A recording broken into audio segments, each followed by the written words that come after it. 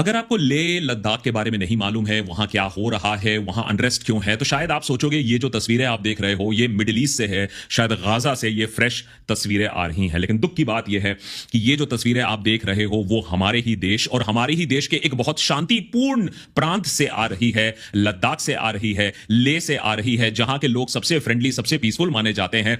आज वो भी आगजनी करने लगे हैं, वो भी इतने नाखुश हो गए हैं सेंट्रल केंद्र सरकार से कि वो ये सारी हरकतें करने लगे हैं, इलीगल एक्टिविटीज में इन्वॉल्व होने लगे हैं। ऐसा क्यों हुआ? सरकार अपनी बचत में क्या कहने की कोशिश कर रही है? क्यों सोनम वांगचुक को अब टेररिस्ट डिक्लेयर किया जा रहा है? क्यों होम मिनिस्ट्री अब कह रही है कि इस सारे वायलेंस के पीछे सोनम वांगचुक थे, जो पिछले 6 सालों से तो शांतिपूर्वक तरीके से ही प्रोटेस्ट कर रहे थे, लेकिन एक इंसिडेंट होने के बाद अब उन्हें विलेन डिक्लेयर कर दिया जा रहा है। शायद इसलिए भी क्योंकि सरकार अपनी नाकामी जो इग्नोर किया है लेह लद्दाख के उनके लोगों के डिमांड को, उसको छुपाने के लिए भी एक मेगा प्रोपेगेंडा लॉन्च कर दिया गया है।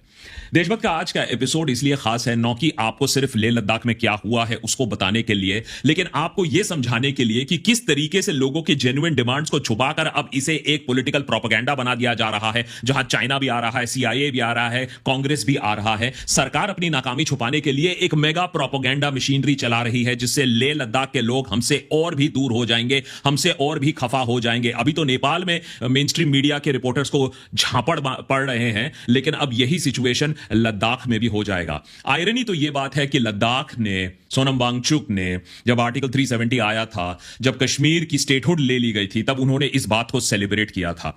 आज उनको समझ में आ रहा है कि सरकार का बर्ताव क्या होता है। आज उन्हें समझ में आ रहा है कि कैसे उन्हें भी कश्मीरियों की तरह ट्रीट किया जा रहा है। लद्दाख के लोगों को भी अब समझ में आ रहा है एलियनेशन का मतलब क्या होता है, प्रोपेगेंडा का